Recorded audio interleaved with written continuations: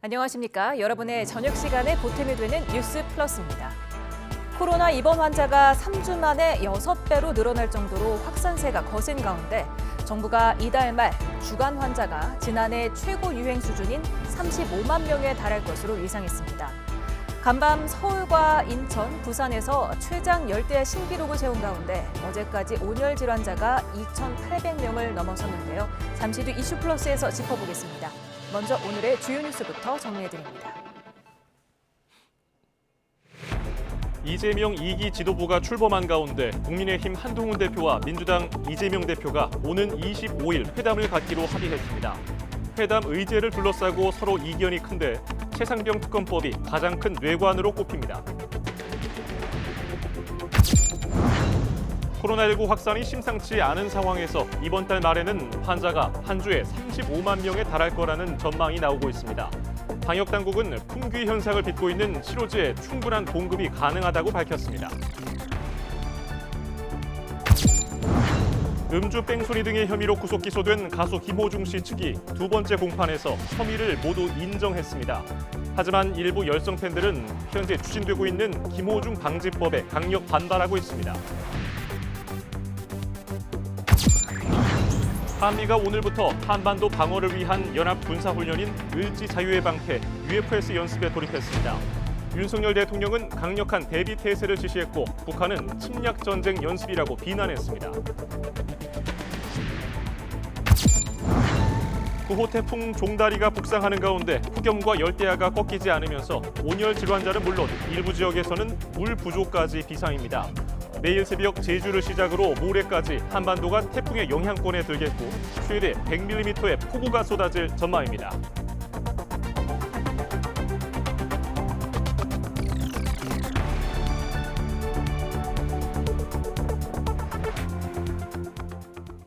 네, 첫 소식입니다. 국민의힘 한동훈, 더불어민주당 이재명 대표가 휴일인 오는 25일 대표 회담을 열기로 했습니다. 양당은 민생이라는 큰 틀 안에서 실무진 간 협의를 통해 구체적인 안건을 정한다는 계획인데 회담 최대 쟁점은 최상병 특검법이 될 거라는 전망도 나옵니다. 국회 취재기자 연결합니다. 김다연 기자. 네, 국회입니다. 네, 구체적인 협의 내용 전해주시죠. 네, 국민의힘은 공지를 통해서 한동훈 대표와 민주당 이재명 대표가 오는 25일 오후 3시 국회에서 회담을 하기로 했다고 밝혔습니다. 민주당 이해식 당대표 비서실장 역시 언론 브리핑을 통해 회담 사실을 알렸습니다. 이 비서실장은 한동훈 대표가 수평적인 당정 관계를 끌고 가고 있느냐에 상당한 의구심이 있지만 민생의 어려움과 또 교착된 정국을 타개하기 위해 용단을 내렸다며 회담 성사 배경을 설명했습니다. 회담 제안은 어제 이 대표 입에서 먼저 나왔습니다. 하루 만에 한동훈 대표도 대단히 환영한다고 화답하면서 속전속결로 일정 조율이 진행된 겁니다. 남은 건 의제입니다. 의제는 말씀하신 것처럼 실무진 간 협의가 이어질 거라는 게 양당 설명인데요. 여당은 금융투자소득세 폐지와 종부세 완화, 상속세제 개편, 노동교육연금 개혁 등 여러 민생 현안을 강조할 거로 보입니다. 특히 추경호 원내대표는 오전 회의에서 야당의 여야정 협의체 가동과 국회 연금 개혁 특위 구성 합의를 촉구하기도 했는데요. 민주당은 먹고 사는 문제를 앞세우면서도 대통령이 거부권을 행사한 전국민 25만 원법 같은 쟁점 법안도 민생 범주에 포함된다고 강조하는 등 여당과는 온도차를 보였습니다. 민주당은 앞으로 대여 투쟁과 민생 두 가지를 다 챙겨가는 이른바 투트랙 전략을 펼친다는 방침인데요. 또 애초 이 대표가 어제 수락 연설에서 한 대표를 향해 회담을 제안하며 최상병 특검을 구체적으로 언급한 만큼 의제를 놓고 팽팽한 줄다리기가 이어질 가능성도 있습니다. 예, 여야가 민생 협치에는 공감대를 형성한 모습인데 팽팽한 신경전도 이어졌죠? 네, 양당 모두 회의 공개 발언을 통해서 날선 공방을 벌였습니다. 추경호 원내대표는 최고위 회의에서 민주당 신임 최고위원들을 향해 낯뜨거운 명비어천가를 부른 후보들이 당선됐다고 날을 세웠습니다. 특히 명파리를 잘라내야 한다라고 발언한 뒤 순위가 떨어져 낙선한 정봉주 후보를 언급하기도 했습니다. 이번 민주당 전당대회 경선은 이재명 대표의 당 장악력을 보여준 무대였습니다. 극언 등 막말을 쏟아내며 낯뜨거운 명비어천가를 힘차게 외친 후보들이 대거 당선되었습니다. 민주당은 정부 여당의 일본 관련 역사관을 지적했습니다.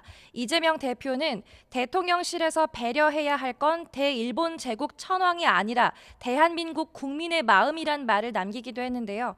이는 최근 일본과의 과거사 문제를 언급하는 과정에서 중요한 건 일본의 마음이라고 말해 논란이 된 김태효 대통령실 국가안보실 1차장의 발언을 겨냥한 건데 다른 최고위원들도 김 차장의 사과와 대통령실의 조치를 요구했습니다.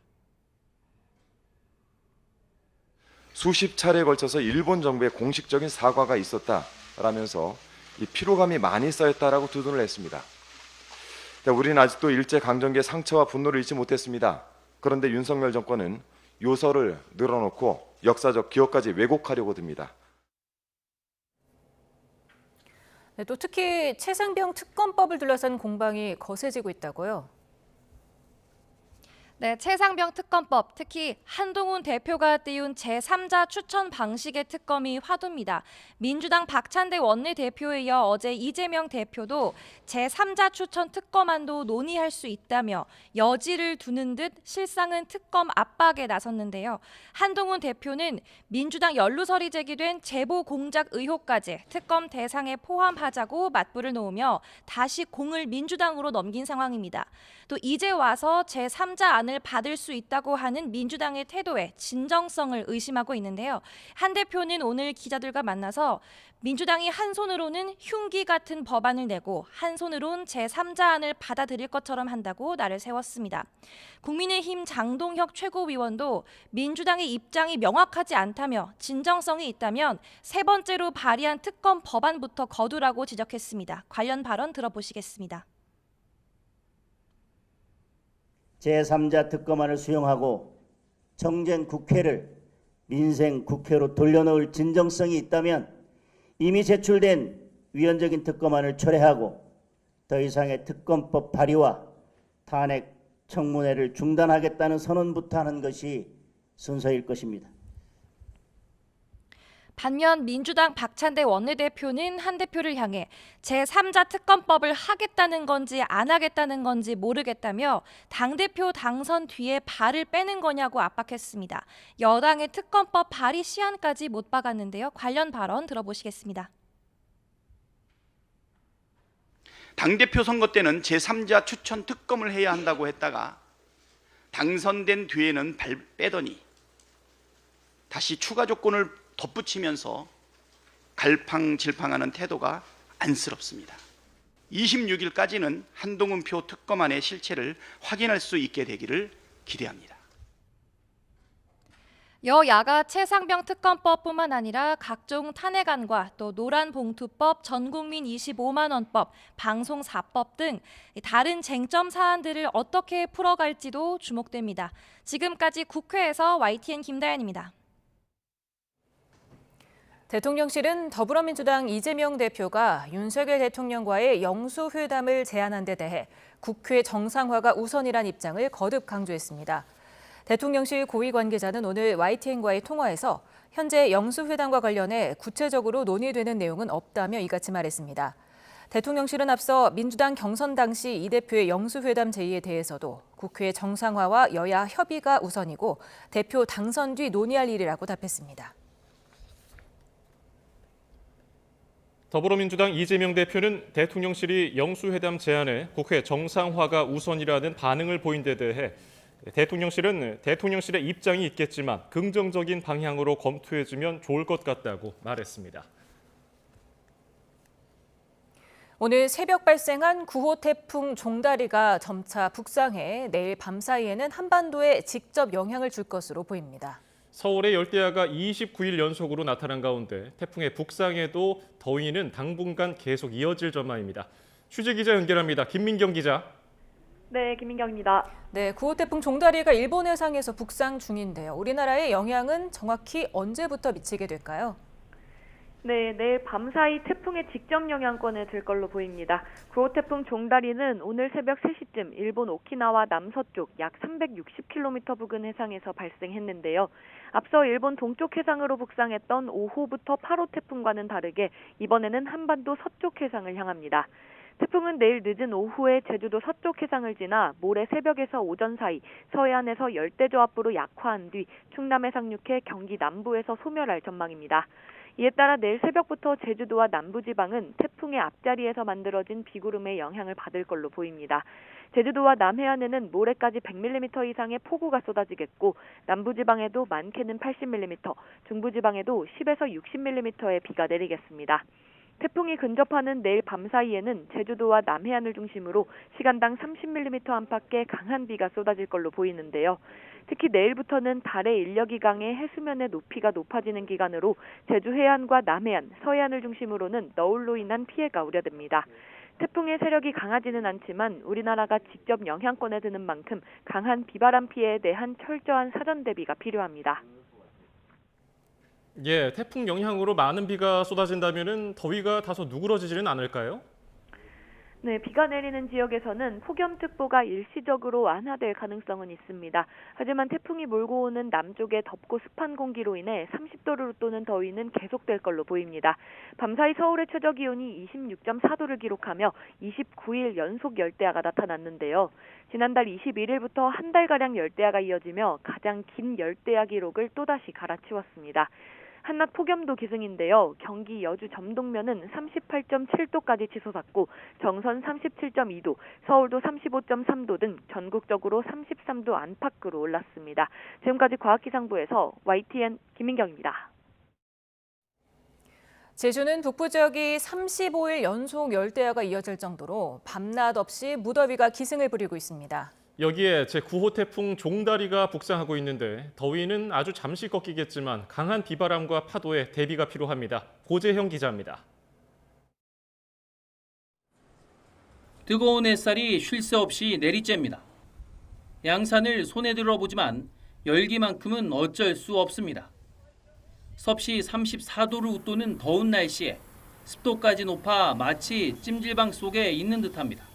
아마 제가 살아온 날 중에는 가장 더운 것 같고요.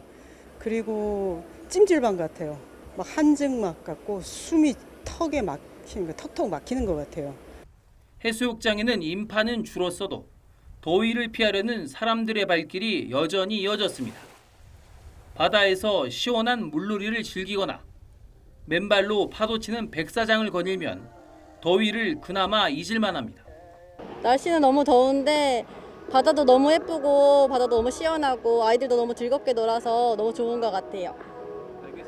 제주 북부 지역은 지난달 15일부터 35일 연속 열대야가 이어지며 무더위가 밤낮을 잇고 기승을 부리고 있습니다. 여기에 제9호 태풍 종다리 북상이 변수가 될 전망입니다. 종다리는 20일 오후부터 21일 아침까지 제주에 시간당 30mm의 폭우를 쏟아부을 것으로 예상돼 더위는 잠시 꺾일 전망입니다. 하지만 태풍 피해도 예상되는 만큼 제주도는 비상 1단계를 발령하고 모든 해안가에 대피 명령을 내려 접근을 금지할 계획입니다. 기상청도 비바람과 월파 등 태풍 피해에 철저히 대비해달라고 밝혔습니다. YTN 고재영입니다. 연일 무더위가 이어지면서 온열 질환자 수가 2,800명을 넘었습니다.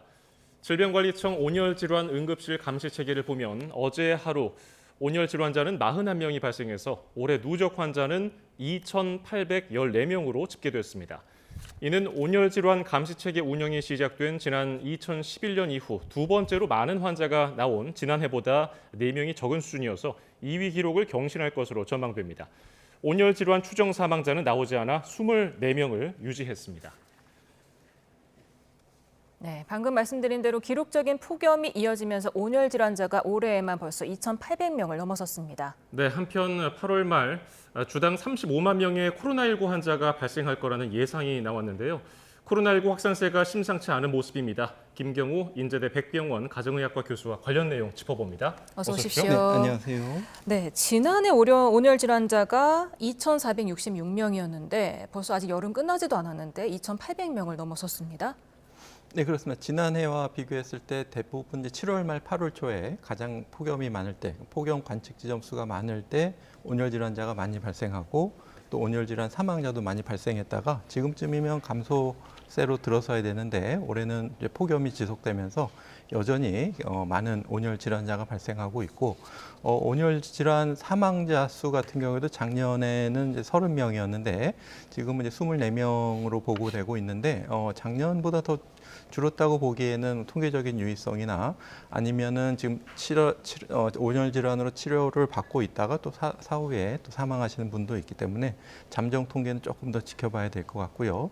무엇보다도 이렇게 우리가 예방 가능한 사망이기 때문에 폭염에 노출됐을 때 취약군이 사망할 수 있다는 걸 우리가 알고 있기 때문에 조금 더 예방의 사망자 수를 더 줄이고 온열 질환자 수를 더 줄일 수 있는 노력들이 더 필요한 부분이 없는지 점검해 봐야 될 것 같습니다. 예. 그런가 하면은 지난 주말 새 경기 하남시에서 야간 마라톤 대회가 열렸는데 온열 질환자가 속출했습니다. 더운 날에 마라톤 대회가 열려가지고 좀 문제가 생겼던 것 같은데 어떻게 보셨습니까? 네, 그렇습니다. 아마 이 대회는 두 가지 관점, 말씀하신 온열 질환 위험하고 또 군중, 다수의 인파가 함께 모이는 그런 위험성이 특히 이제 야간에 열렸다는 점을 좀 주목해 봐야 될 것 같은데요. 이미 그 폭염 시절에는 우리가 야외에서 작업하는 기준이라든지 스포츠 경기도 취소하도록 이렇게 지침이 있기 때문에 이미 존재하고 있는데 지금 이렇게 일반인들이 참여하는 야간에 이런 행사에 대한 어떤 특히 온열 환경에서의 그런 규정이나 지침 같은 것도 우리가 좀 미리 만들어 놓고 또 사전에 이 행사를 계획하고 또 참가자들이 신청할 때 취소되고 연기될 수 있다는 걸 미리 좀 공지를 하고 그러면은 좀 사전에 미리 준비했다고 하더라도 또 온열 이렇게 폭염이 이렇게 지속될 걸 예상을 못했다고 하더라도 좀 이런 그 다중이 모이는 이런 행사는 조금 연기했어야 되지 않을까 하는 아쉬움이 많이 남습니다. 네, 이게 야간 마라톤이다 보니까 조금 더 그런 걸 예상을 못했을 수도 있겠지만 서울이 지금 29일 연속 열대야를 보이고 있고 인천도 27일 연속 열대야로 계속해서 열대야 신기록을 세우고 있습니다. 이런 상황에서는 조금 더 주의를 해야 되지 않을까요? 맞습니다. 특히 이제 관측 지점에서의 측정된 온도,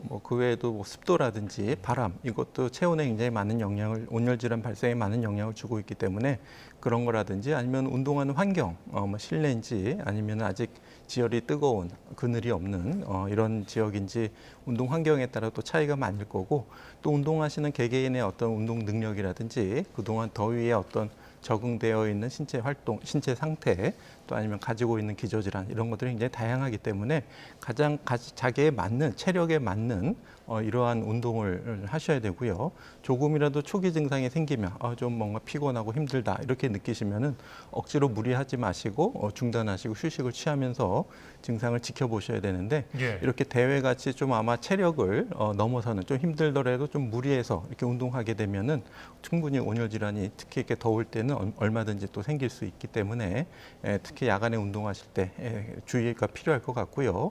또 이제 뭐 낮에 운동할 때와 다르게 이제 또 추가적으로 아무래도 조명이 어둡다라든지 야간에 사고 위험 이런 것들도 또 아니면 요즘 또 모기에 물리는 것도 위험성이 있기 때문에 여러 가지 안전한 환경에서 운동하시는 것이 필요할 것 같습니다. 예. 그 대회에서 사람들이 쓰러졌다는 신고를 받고 소방당국이 출동해서 대응 1단계를 발령해서 대응했단 말이죠. 온열 질환 환자에게 대응 1단계 어떤 조치들이 이루어졌을까요? 네, 일단은 이렇게 갑자기 많은 환자가 빠른 시간 내에 발생할 때는 굉장히 많은 긴급 구조 자원을 동원하는 것이 필요하기 때문에 현장 통제관이 판단해서 대응 단계를 내릴 수 있도록 이렇게 지침이 되어 있는데 1단계는 이제 가능한 그 지역에 있는 소방 인력이 빨리 총동원될 수 있도록 그런 지침이 이루어진 것 같고 또 현장에서 긴급 응급 치료소 같은 것도 운영이 됐던 것 같은데요. 워낙 재난재해가 다양해지고 또 현장 상황이 다양하기 때문에 이것도 신속하고 현장에 맞춰서 이렇게 지침을 또 지역사회의 특성에 맞게 또 지자체의 어떤 자원에 맞게 이런 긴급 대응 단계들이 나눠져 있어서 신속한 대응 단계가 굉장히 적절하다고 보이고요. 앞으로도 이렇게 다양한 빠른 재난 상황에서 우리가 조금 더 대응할 수 있는 능력들을 좀 아픈 경험들을 통해서 조금 더 계속 체계화하고 갖추는 노력들이 필요할 것 같습니다. 그런가 하면 경남 하동의 한 파출소 주차장에서 지적장애인 40대 여성이 순찰차 뒷좌석에서 숨진 채로 발견되는 일도 있었습니다. 당시 폭염 경보가 발령될 정도였다는데 온열 질환으로 숨졌을 가능성 있을까요? 네, 정황상으로 봤을 때 그럴 가능성이 많아 보입니다. 특히 이제 날씨가 더운 날 실내, 특히 차 안의 온도 같은 경우에는 굉장히 뜨겁게 높게 올라간다는 실험 보고들이 있기 때문에 아마 이제 그 갇힌 차 안에서 특히 이제 창문이 안 열려 있는 상태에서 더 실내 온도가 더 높았을 것 같고요. 또 이제 아무래도 좀 인지 기능 장애, 지적 장애가 있는 경우에 이제 도움을 청하거나 그 위험한 환경을 벗어나는 능력이 좀 떨어졌을 거로 생각이 되고, 온열 질환으로 최종 사망했는지 지금 부검을 의뢰 중이라고 알려져 있는데, 다른 질환에 의한 사인은 없는지 외상이라든지 약물이라든지 다양한 질환에 대한 배제 진단을 한 다음에 온열 질환 가능성이 높으면 아마 말씀하신 온열 질환, 그 중에서도 열사병, 중심 체온이 40도 이상 올라가게 되면서 여러 가지 장기가 손상돼서 사망하게 되는 열사병으로 인한 사망 위험성으로 좀 추정해 볼 수 있을 것 같습니다. 예, 온열 질환의 대표적인 사례로는 방금 말씀하신 열사병, 그리고 일사병도 있고요, 열탈진도 있고 여러 가지가 있는데 어떻게 구분되는지 좀 헷갈려요. 네, 그렇습니다. 우리 온열 질환 하게 되면 이렇게 뜨거운 환경에 노출됐을 때 아무래도 강도라든지 노출된 기간, 또 얼마나 높은 데 있었냐, 또 개인의 감수성 얼마나 취약하시냐, 이거에 따라서 다양한 증상들과 중증도가 나타날 수가 있겠는데요. 예.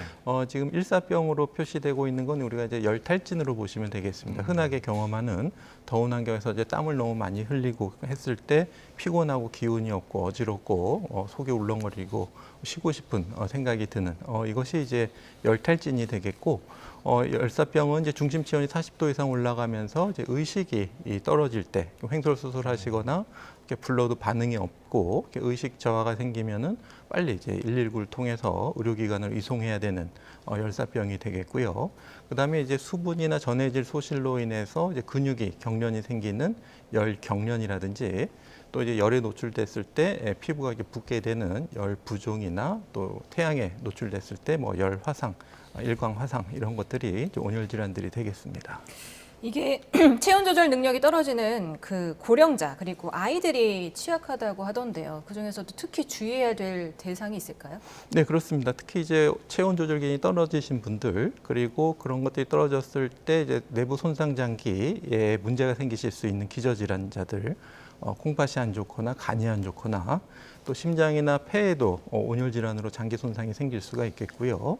또 혈관이 손상되면서 혈관 내막에 손상이 생기면 혈전 같은 것도 잘 생기기 때문에 혈관이 막히는 뇌졸중이나 심근경색 같은 것도 생길 수가 있고, 또 혈액 응고 장애, 다양한 문제들이 생길 수가 있기 때문에 아무래도 그러한 리저버가 떨어져 있으신 기저질환자분들이 이제 쉽게 중증으로 진행될 가능성이 높기 때문에 기저질환이 있으신 분들, 그리고 이제 인지기능, 더우니까 이 상황을 피하고 안전한 데로 피해야 되겠다라고 판단할 수 있는 능력이 떨어지신 분들, 치매 어르신이라든지 영유 어린이들, 이런 경우에 잘 보살펴줘야 되겠고요.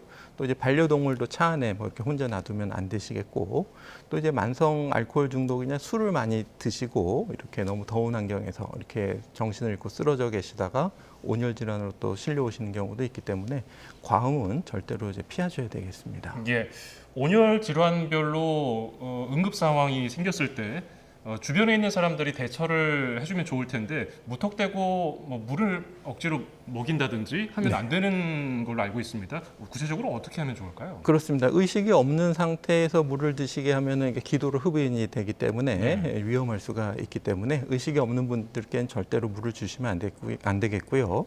일단 의식 변화가 있는지 없는지를 판단하셔서 의식 변화가 있다라고 생각이 되면은 빨리 119로 의료기관으로 이송을 하셔야 되고, 또 기다리시는 동안에 가급적이면 빨리 이제 체온을 낮출 수 있는 조치들, 그늘로 옮기시고 또 이제 차가운 물이나 얼음이 있다면 옷에 대줘서 체온을 낮춰주시고 조이는 옷이 있다면 좀 헐겁게 풀어주신다든지 하면서 체온을 낮춰주시면서 기다려 주셔야 되겠고요.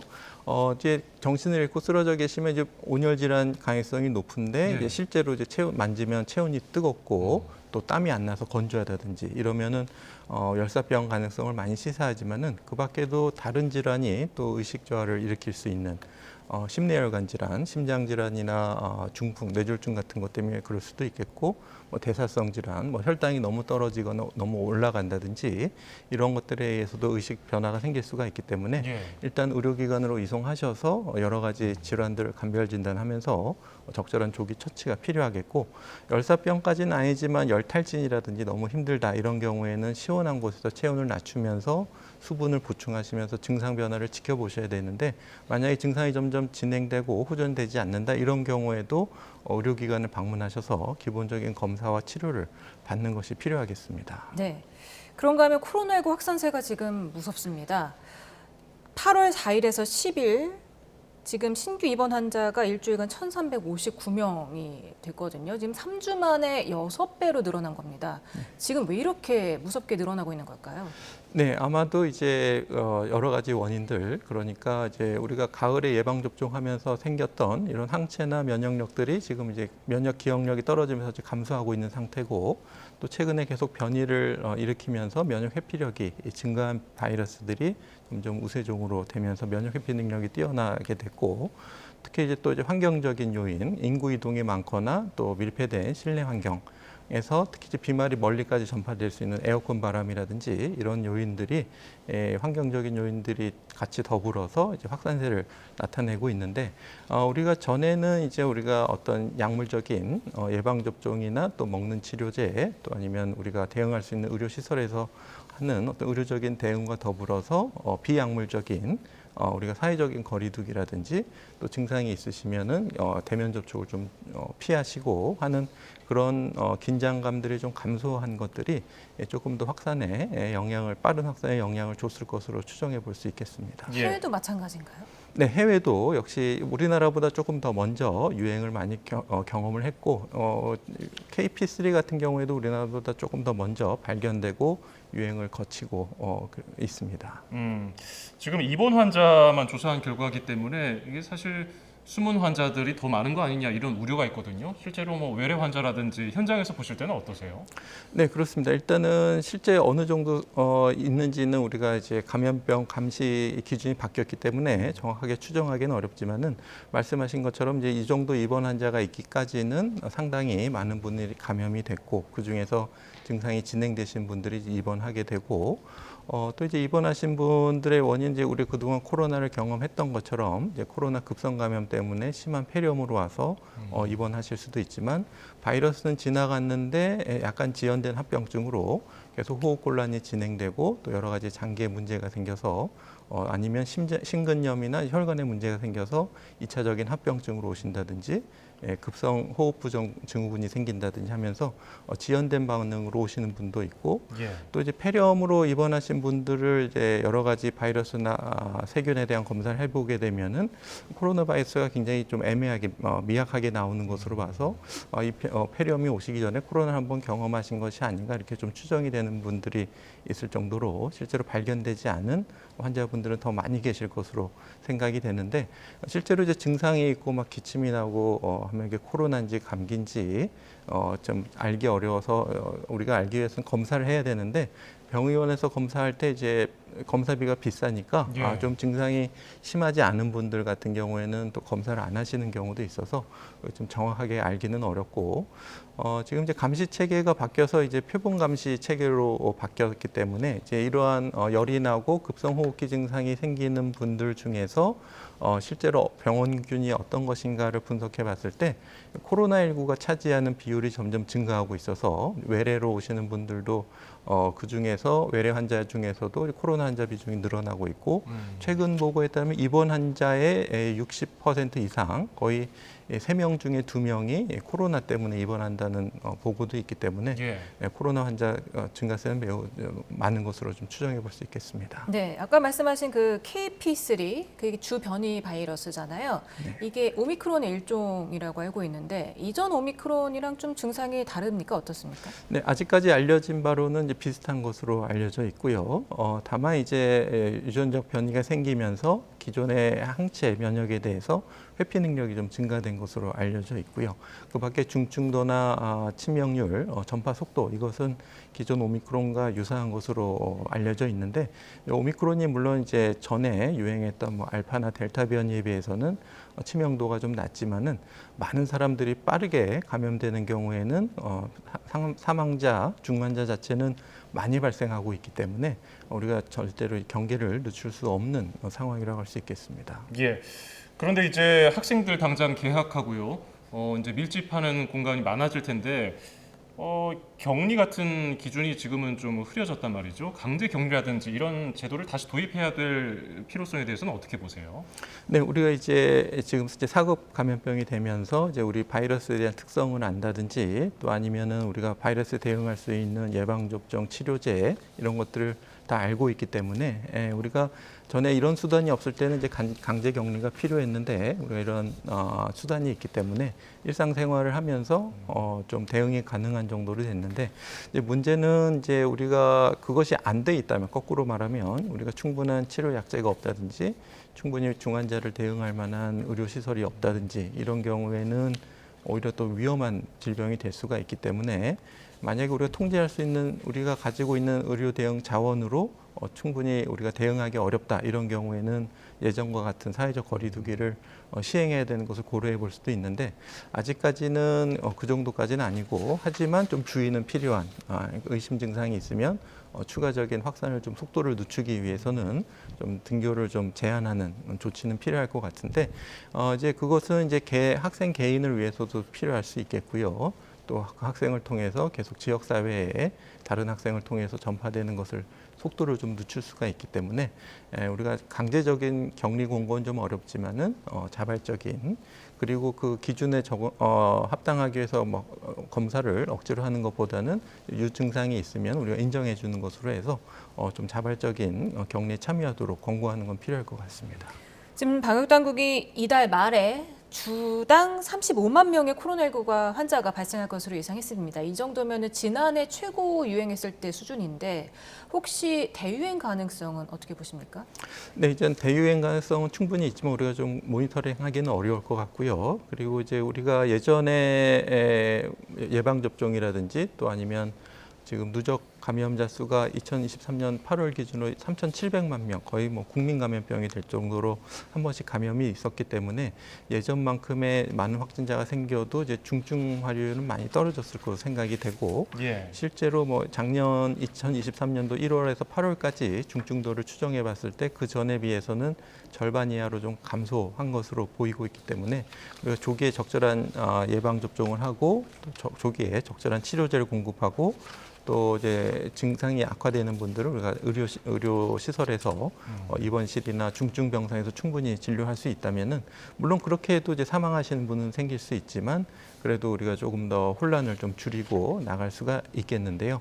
이제 문제는 이제 코로나 감염으로 인해서 중환자가 되거나 사망하시는 분도 문제지만은 그 과정에서 이제 중환자 병상을 많이 소요하기 때문에 또 한 번 입원하시면 인공호흡기나 이런 것들을 막 몇 주씩 달고 계시기 때문에 다른 중환자분들이 이제 입원할 수 있는 중환자 병상이 많이 줄어들게 되고 그러면 우리 다른 비코로나 중환자를 진료할 수 있는 여력이 많이 떨어지기 때문에 중환자 입원이 안 되면 또 응급실에서도 중환자를 받을 수가 없기 때문에 계속 연쇄 현상이 생길 수가 있어서 우리가 이제 최대한 중환자를 줄이고 중환자 병상을 충분히 확보하고 할 수 있는 의료 대응 체계도 점검을 해서 갖추는 것이 필요하고 이것을 이제 물리적으로 늘리는 것보다는 환자 발생을 줄일 수 있는 노력들 그러니까 고위험군에게 적극적으로 예방 접종을 권고하고 고위험군이 한꺼번에 많이 감염되지 않도록 감염 취약 시설을 보호하고 또 예방 접종을 적극 권고하고 조기 치료제를 고위험군께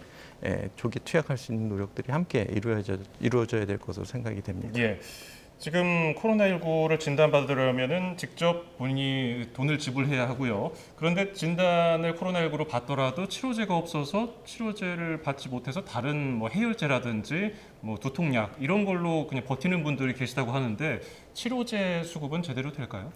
지금 치료제가 재고가 0은 아닌 것 같은데요. 예. 지금 통계에 알려진 자료에 의하면 요청하는 것의 6분의 1 정도밖에 수급이 안 된다고 이제 알려져 있고요. 예. 즉 치료 추가적으로 확보한다고 알려져 있지만 이제 현장에도 보급되기까지는 시간이 걸릴 것 같아서 이렇게 물론 이제 예방 접종을 하시고 65세 이상 어르신들 중에서도 증상을 또 가볍게 가시는 분들도 있고.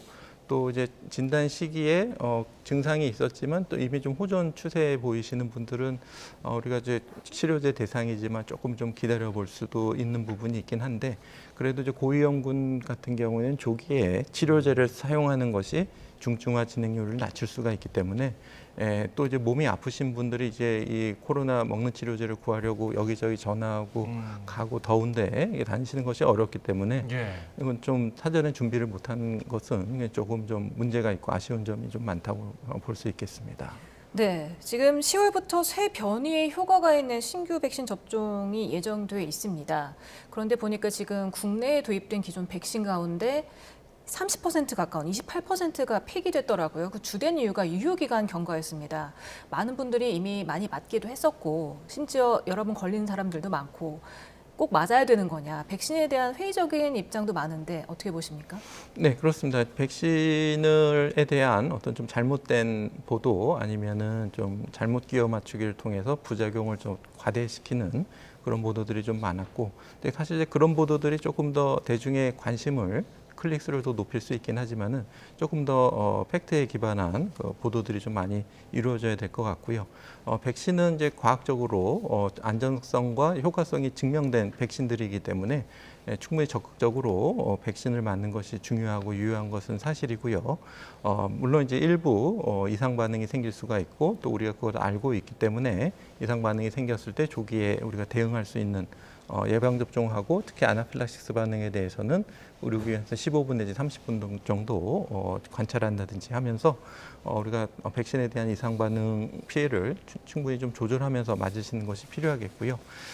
문제는 이제 백신 폐기량을 좀 줄일 수 있으면 제일 좋겠죠. 예. 모자라는 것보다는 좀 남는 것이 좋을 수는 있겠지만 지금 말씀하신 것처럼 국민들의 어떤 백신 접종 참여도가 많이 떨어진 것은 이제 문제가 되겠고 계속 변이하는 변이하는 바이러스에 대해서 신규 접종을 해주시지 않게 되면 올해와 같이 이제 신규 새로운 변이 바이러스에 대한 유행이 계속 앞으로도 올 수가 있기 때문에 물론 이제 우리가 백신을 개발하고 또 유행하는 변이 바이러스들은 변이의 변이를 거듭하긴 하지만은 그래도 가장 신규 백신을 맞아주시는 것이 새로 나온 변이에 대해서도 효과가 있고 물론 아직까지는 이제 의학계에서도 고민은 이제 만약에 지금 나온 JN1 백신을 가을에 했을 때 그리고 고위험군 같은 경우에 내년 봄에 한 번 더 한다고 했을 때 내년 2025년도에 유행하는 변이에 대해서 어느 정도 효과가 있을까는 여전히 의문이기 때문에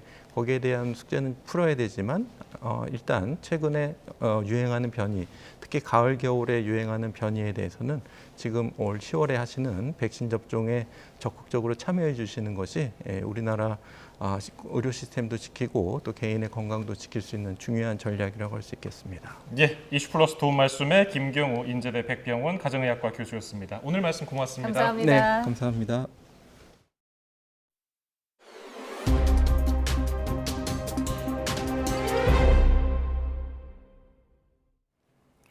경찰이 임신 36주째 낙태 수술을 진행한 병원과 의료진에 대한 강제 수사에 나섰습니다.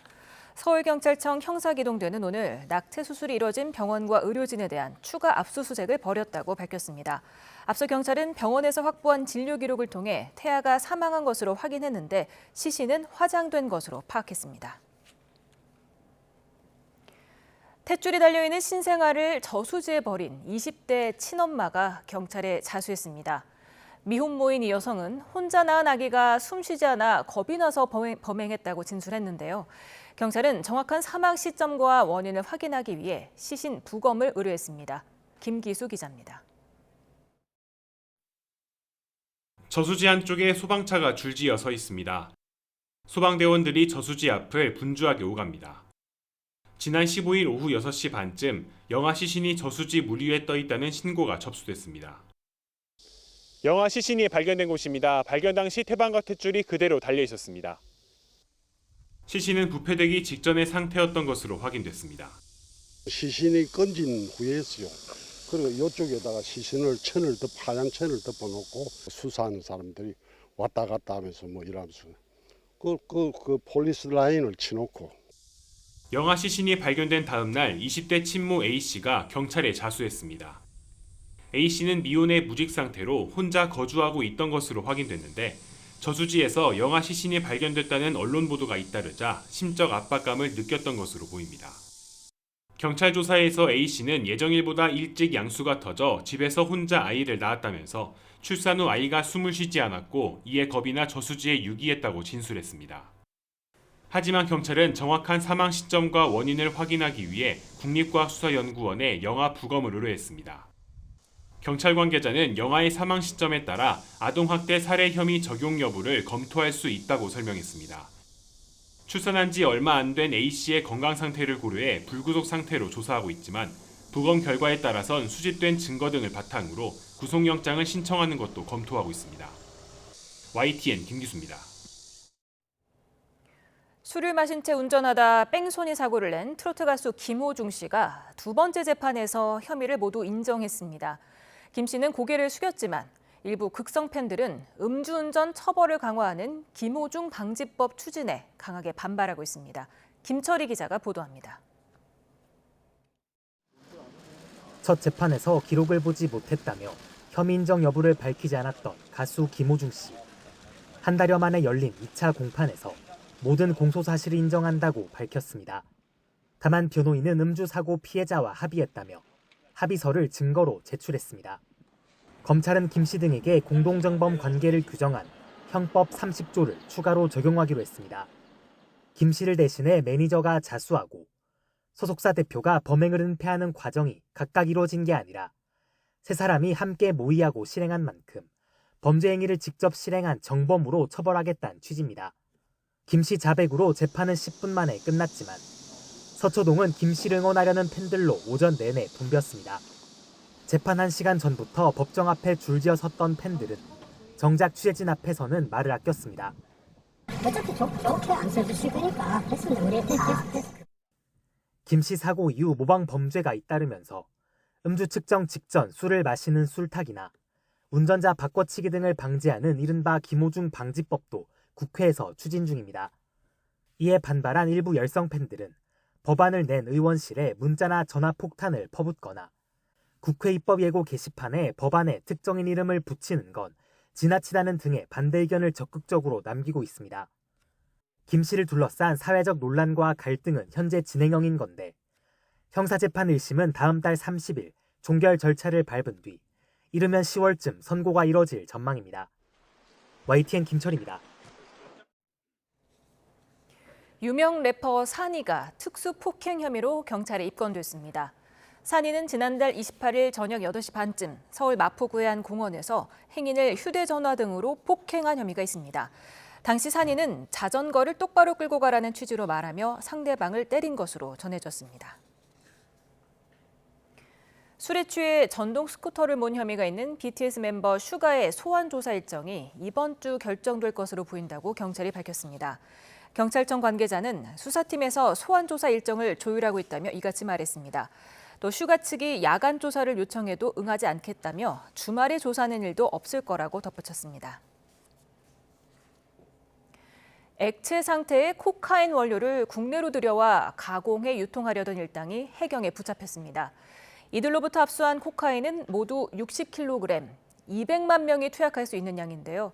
유통 과정에서 적발된 사례 가운데 국내 최대 규모입니다. 배민혁 기자가 보도합니다. 모자를 눌러쓴 남성이 양손에 커다란 가방을 들고 엘리베이터에 탑니다. 남성 집을 급습해 가방을 열어보니 벽돌처럼 생긴 노란색 물건이 무더기로 쏟아집니다. 캐나다 국적의 50대 남성 A씨가 국내에 유통할 목적으로 갖고 있던 코카인입니다. 해경은 앞서 한강 인근에서 코카인을 거래하려던 한국인 판매책 2명을 체포했습니다. 코카인 소지 혐의, 판매 미수 혐의로 현 시간 긴급 체포합니다. 이어서 캐나다 범죄 조직의 고위급으로 활동한 마약 공급책 A씨를 검거한 겁니다. 이렇게 압수한 코카인만 모두 60kg에 달합니다. 시가로 1,800억 원어치, 무려 200만 명이 동시에 투약할 수 있는 양입니다. 유통 과정에서 적발된 사례로는 국내 최대 규모입니다. A씨는 선박을 이용해 액체 상태의 코카인을 밀반입한 것으로 파악됐습니다. 해경은 특유의 냄새를 감추기 위해 코카인을 액체 상태로 만들고 특수물질을 섞어 선박에 실었던 것으로 보고 있습니다. 그리고 지난 4월부터 6월 사이 강원도에 있는 창고에서 화학 전문가로 알려진 콜롬비아 조직원들을 통해 고체 상태로 가공한 것으로 조사됐습니다. 해경은 A씨가 과거 미국과 캐나다에서 코카인을 밀반입하다 검거된 전력이 있고 압수한 코카인에 과거 캐나다에서 활동한 마약 조직의 영문 명칭이 각인돼 있다며 캐나다 범죄 조직이 연계된 것으로 보고 있습니다. 북미에서 유통되고 있는 코카인을 캐나다 범죄 조직원이 직접 국내에 들어와 밀반입, 가공, 유통까지 가담한 최초의 사건일 뿐 아니라 국내 연계 마약 조직의 유통 관계 등에 대하여 철저하게 밝혀나가도록 하겠습니다. 해경은 A씨 등 3명을 마약류관리법 위반 혐의로 구속하고 코카인 가공 과정에 가담한 외국인 2명을 쫓고 있습니다. YTN 배민혁입니다. 오늘부터 한미 군당국이 한반도 방어를 위한 연합 군사훈련인 을지 자유의 방패 UFS 연습을 시작했습니다. 열흘 동안 진행되는 올해 훈련에 대해서 북한은 침략 전쟁 연습이라며 반발하고 있습니다. 취재기자 연결합니다. 조용성 기자. 네, 국방부에 나와 있습니다. 예, 어떤 훈련부터 시작됐습니까? 네, 군이 공개한 일정을 보면 오늘은 해군 1함대 사령부의 항공구조훈련이 진행됐습니다. 을지 자유의 방패 연습의 일환으로 진행되는 이 훈련은 동해안 인근 해상에서 이뤄졌는데요. 해상 재난과 조난이 발생한 상황을 가정해 해난구조전대 소속 심해 잠수사들과 해상 기동헬기 그리고 고속정을 투입해 구조하는 것입니다. 조난자를 반드시 구조한다는 각오로 언제 어떠한 상황에서도 국민과 전우의 생명을 지킬 수 있도록 구조작전 태세를 완비하겠습니다. 이를 비롯해 지상과 공중에서도 한반도 방어를 위한 한미연합훈련이 진행 중인데 이번 훈련은 오는 29일까지 진행됩니다. 야외 기동 훈련이 지난해보다 10차례 늘어 모두 48회 진행되고 특히 여단급 훈련은 4배 이상 확대됐습니다. 합동참모본부는 북한의 대량 살상 무기 대응과 지상과 해상, 공중, 사이버, 우주 등 다양한 자산을 활용해 다영역 작전을 시행한다고 밝혔습니다. 또 이를 통해 어떤 도발에도 대응할 수 있는 한미동맹의 능력과 태세를 강화하겠다고 강조했습니다. 해마다 을지 자유의 방패 연습을 비난해온 북한은 이번에도 침략전쟁 연습이라고 반발했습니다. 북한 외무성 미국연구소는 조선중앙통신을 통해 미국과 그 추종 국가들의 군사적 도발 행위가 심해질수록 평화와 안정을 보장하기 위한 정의의 억제력은 더 강화될 거라고 위협했습니다. 또 미국이 인도태평양 지역 군사력 증강을 위해 국방 예산을 늘렸다는 점에서 조선반도, 즉 한반도를 포함한 지역에서 군사적 간섭이 더욱 노골화할 거라고 불만을 드러내기도 했습니다.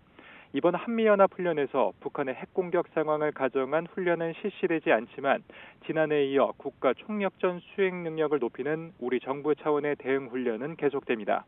지금까지 국방부에서 YTN 조용성입니다. 윤석열 대통령은 우리 사회 곳곳에 반국가 세력이 암약하고 있다며 가짜뉴스 여론전 같은 북한의 회색지대 도발에 대한 대응을 강화해야 한다고 강조했습니다. 오늘 을지연습 국무회의에서 나온 말인데요. 윤 대통령 발언 모두 들어보시죠. 허위 정보와 가짜뉴스 유포, 사이버 공격과 같은 북한의 회색지대 도발에 대한 대응 태세를 강화해야 합니다. 우리 사회 내부에는 자유민주주의 체제를 위협하는 반국가 세력들이 곳곳에서 암약하고 있습니다. 북한은 개전 초기부터 이들을 동원하여 폭력과 여론몰이 그리고 선전, 선동으로 국민적 혼란을 가중하고 국론 분열을 꾀할 것입니다. 이러한 혼란과 분열을 차단하고 전 국민의 항전 의지를 높일 수 있는 방안을 적극 강구해야 합니다. 이진숙 방송통신위원장에 대한 헌법재판소의 탄핵 심판 절차가 다음 달에 시작됩니다. 헌재는 오늘 탄핵 심판 첫 변론 준비 기일을 다음 달 3일 오후 2시에 열겠다고 피청구인인 이 위원장 측과 청구인인 국회 측에 통지했습니다. 변론 준비 기일은 정식 변론에 앞서 양측이 주장과 증거 등 쟁점을 정리하는 절차로 정식 변론 기일은 추후 정해질 예정입니다. 김태규 방송통신위원장 직무대행이 박문진 이사 선임을 둘러싼 국회 청문회에 대해서 인사권에 개입해 권력 분립 원칙을 거부하려 한다고 작심 비판했습니다. 아울러서 자신을 증언 거부 혐의로 고발한다면 의결에 참여한 야권 의원들을 고소하겠다며 강경 대응 방침을 밝혔습니다. 직접 들어보시죠. 감시 기능에서 나아가서 인사권에 대하여 적극적으로 개입하여 간섭하고 나아가 자신들이 원하는 사람을 이사로 선정하도록 요구하는 것은 사실상 인사권을 입법부가 행사하겠다는 것과 다르지 않습니다. 이는 권력 분립의 원칙을 정면으로 거부하는 처사입니다. 분명 무고와 직권남용이 된다는 것이 저희 생각이고 또한 명예훼손과는 달라서 면책특권의 범위에 포섭되기도 어려워 보입니다. 이 부분에 대해서는 고발 조치가 구체적으로 이루어지면 함께 의결했던 의원들을 고소하여 검찰과 법원의 판단을 함께 받아보고자 합니다. 가계빚 오름세가 꺾이질 않자 은행권이 대출금리를 또 인상했습니다. KB국민은행은 오는 20일부터 주택담보대출금리를 최대 0.3%포인트 올린다고 밝혔습니다. 지난달 3일 시작된 금리 인상 조치는 이번이 벌써 5번째입니다. 하나은행은 오는 22일부터 주택 관련 대출 감면 금리를 최대 0.6%포인트 축소하고 신한은행도 오는 21일부터 대출 금리를 올립니다. 명품 가구와 가전 등을 판매하던 쇼핑몰 알레츠가 갑자기 영업 종료를 선언한 가운데 티몬 위메프 때보다 상황이 더 좋지 않다는 얘기가 나옵니다. 그래도 일부 직원이라도 남아 현장 환불 등 초기 대응에 나섰던 티메프와 달리 알레츠는 직원들을 모두 퇴사 처리하고 사라졌기 때문인데요. 판매자들과 구매자들은 애만 태우고 있습니다. 박기환 기자가 보도합니다. 지난 16일 갑작스레 영업을 종료하겠다고 발표한 쇼핑몰 알레츠 본사입니다. 월요일 오전이지만 사무실은 모두 텅 비었습니다. 40여 명 직원을 모두 퇴사 처리하면서 아무도 출근하지 않은 겁니다. 정산을 받지 못한 판매자들의 발길만 끊이지 않았습니다. 당장 7월 판매 대금 정산 주기가 이번 달 말 돌아오지만 티몬 위메프 같은 피해가 반복되자 이제는 희망을 품기도 어렵습니다. 저희는 1억 1천만 원 정도 됩니다. 31일부로 영업을 종료한다라는 공지를 띄워서 폐업은 확정적이지 않나 합니다. 지푸라기 잡으려고 일단 오늘 나온 거고 누구라도 나와서 좀 말을 해줬으면 좋겠는데. 속이 타들어가는 건 소비자들도 마찬가지입니다. 거금을 들여 산 가구나 가전제품이 배송 도중에 판매자의 요청으로 취소됐지만 환불받을 방법도 마땅치 않습니다. 없는 돈에 그냥 모아가지고 집사람도 이제 나이가 있으니까 OLED로 샀거든요. 근데 얘네들이 금요일 날 그것을 막아버리니까 소비자들 어떻게 할 수도 없고 이렇게 다 철수해버리고. 아직 미정산이 현실화하진 않았지만 알레츠 모회사 인터스텔라는 영업 손실이 누적돼 자본 잠식에 빠진 지 오래입니다. 일단 판매자들은 형사 고소를 진행하고 소비자들은 카드사와 PG사 등을 상대로 환불 요구에 나설 계획입니다. 문제는 이 같은 상황이 더 확대될 수도 있다는 분석입니다. 이커머스에 대한 소비자 신뢰가 악화돼가지고 거래할 사람들이 이제 거래를 하지 않으면서 한계 기업들이 지금 도산하기 시작하는 그런 사태로까지 지금 확산될 가능성까지 있어서. 티몬 위메프 미정산 사태에 이어 소규모 전문 쇼핑몰인 알레츠까지 바닥을 드러내면서 온라인 유통산업 전체로 사태가 번질 수 있다는 우려의 목소리도 나오고 있습니다. YTN 박견입니다. 9호 태풍 종다리가 우리나라를 향해 다가오고 있습니다. 현재 일본 오키나와 서쪽 해상에서 북진하고 있는데요. 내일 오후 제주도 서쪽 해상을 지나서 밤에는 서해상까지 올라오겠고 모레 새벽에 열대 저하부로 약화한 뒤 충남 서해안에 상륙할 것으로 예상되고 있습니다. 태풍이 다가오면서 제주도와 남해안에는 내일 새벽부터 비가 오겠고 다른 지역은 모레부터 비가 내릴 것으로 예상되는데요. 특히 제주도와 남해안에는 시간당 30에서 50mm의 매우 강한 비와 함께 100mm가 넘는 많은 비가 오겠고 바람도 강하게 불겠습니다. 피해가 우려되는 만큼 대비 철저히 해주시기 바랍니다. 한편 내일 내륙에는 대기 불안정으로 오후에 소나기가 지나는 곳이 있겠습니다. 비가 내려도 더위는 식지 못합니다. 우선 내일과 모레 서울 아침 기온이 27도로 서울의 경우 최장 열대야 연속 기록을 계속해서 경신해 나가겠고 내일은 서울 낮 기온이 36도, 모레는 31도로 모레 기온이 조금 내려가지만 체감 온도는 34도로 역시 무더운 날씨가 계속될 전망입니다. 날씨 정보였습니다.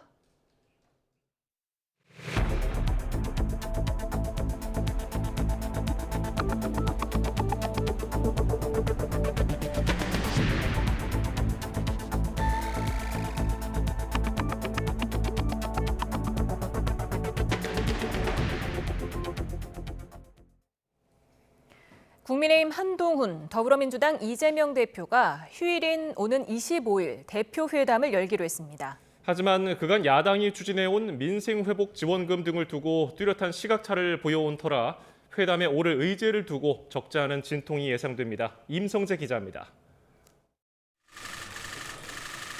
국민의힘 한동훈, 더불어민주당 이재명 대표가 오는 25일 대표회담을 열기로 했습니다.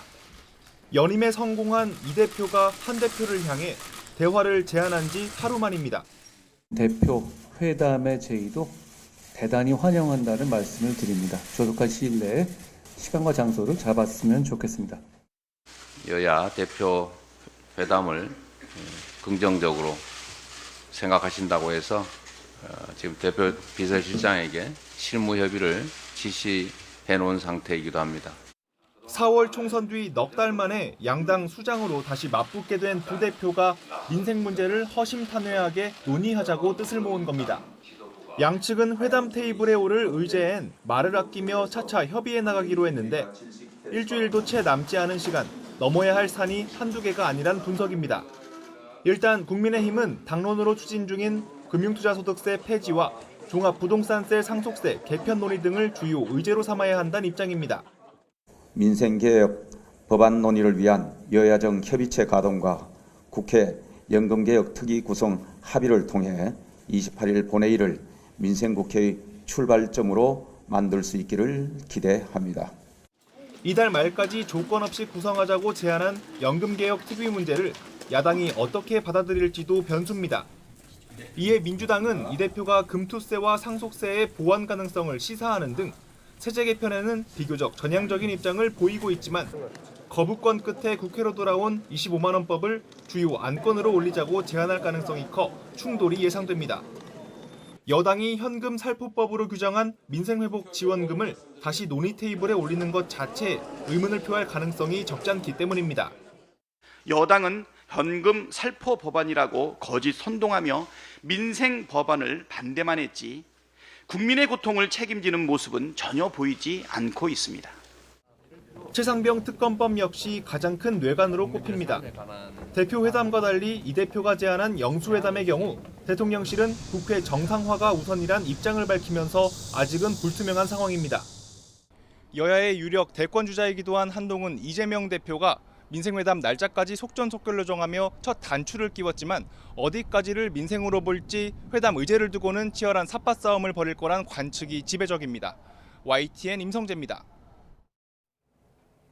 여야 대표 회담의 최대 쟁점은 결국 최상병 특검법이 될 거란 분석이 지배적입니다. 일단 민주당은 일주일 내로 여당 자체 특검안을 내라고 압박했고 이에 국민의힘은 독소 조항이 포함된 야당 특검법부터 철회하라고 맞섰습니다. 양측이 접점을 찾을 수 있을지 김민경 기자가 보도합니다. 여야 대표 회담을 제안한 민주당 이재명 대표는 최상병 특검법만큼은 꼭 회담 의제로 올리겠다는 입장입니다. 한동훈 대표가 제안한 제3자 추천 방식 특검도 수용하겠다고 했는데 왜 자꾸 조건을 붙이는지 모르겠다며 진정성이 의심된다고 지적했습니다. 조건 붙이고 단서 달고 하는 건 결국 하지 말자는 얘기일 가능성이 많습니다. 진정성을 가지고 좀 임해 주시기를 부탁드리고. 민주당은 협상을 하려면 발을 빼지 말고 여당 자체 특검법부터 가져오라며 대여 압박이 고삐를 조였습니다. 그러면서 일주일 뒤인 오는 26일을 제출 시한으로 못 박았습니다. 저희가 시원하게 제안하지 않았습니까? 조건 달지 말고 토 달지 말고 특검법 발의하시기를 요청합니다. 반면 국민의힘은 제대로 협상을 하고 싶으면 민주당이 세 번째로 발의한 특검법부터 철회하라고 맞받았습니다. 대통령실까지 연루시킨 구명로비 의혹을 더한 법안을 내놓고도 제3자 추천 방식을 받겠다고 하는 게 어불성설이라는 논리로 방어막을 펼쳤습니다. 훨씬 더 위헌성이 강화된 흉기 같은 법안을 바로 즉시 내놨잖아요. 그게 진위가 어떤 것인지에 대해서는 여러 가지 생각이 있을 수 있을 것 같습니다. 특검 발의 시한을 제시한 데에도 불쾌감을 내비쳤는데 여당은 주문하면 법안이 나오는 아버지 1인 정당이 아니라고 꼬집었습니다.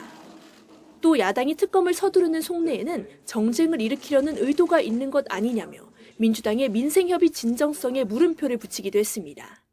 제3자 특검안을 수용하고 정쟁 국회를 민생 국회로 돌려놓을 진정성이 있다면 이미 제출된 위헌적인 특검안을 철회하고 여야 대표 회담 의제로 최상병 특검법을 올릴 것이냐 말 것이냐를 놓고 여야 대치가 격화할 가능성도 배제할 수 없습니다. 또 특검이 논의 테이블에 오른다고 해도 절충점을 찾기가 쉽지 않아 회담 성과에 악영향을 미칠 수 있다는 관측도 나옵니다. YTN 강민경입니다.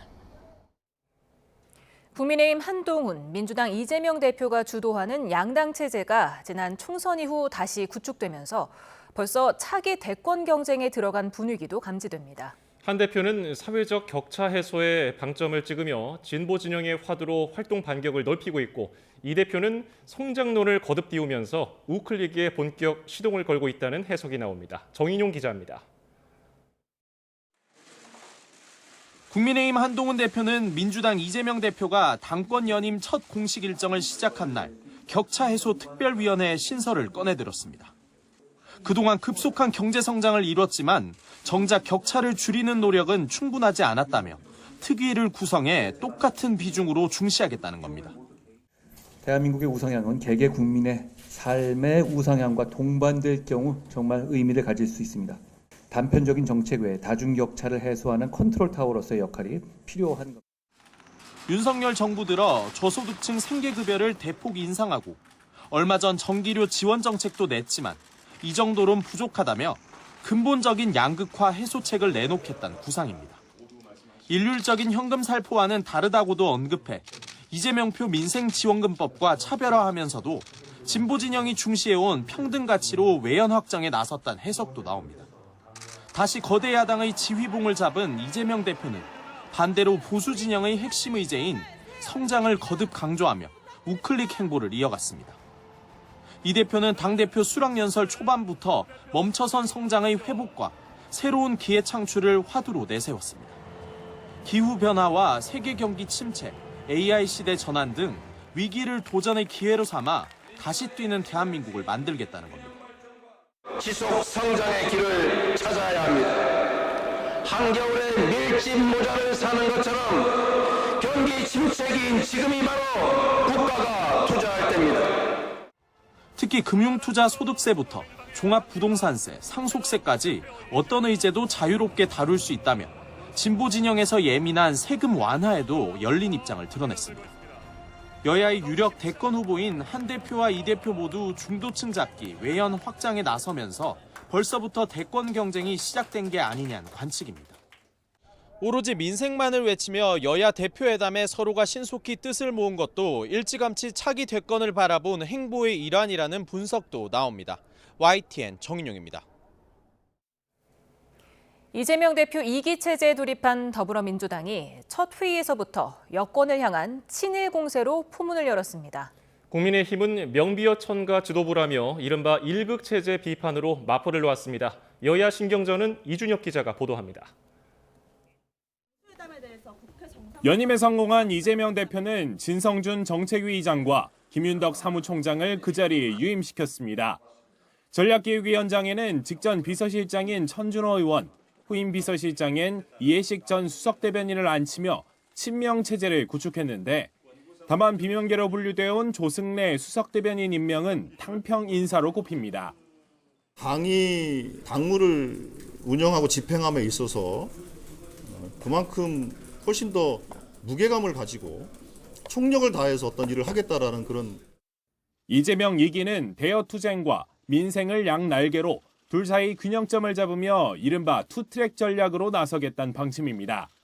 공식 활동 첫날 친일 공세로 정권을 정조준하는 동시에 에너지 고속도로 등 경선 공약을 거듭 강조하며 국가 미래 과제를 위한 특위 구성을 제안한 게 대표적입니다.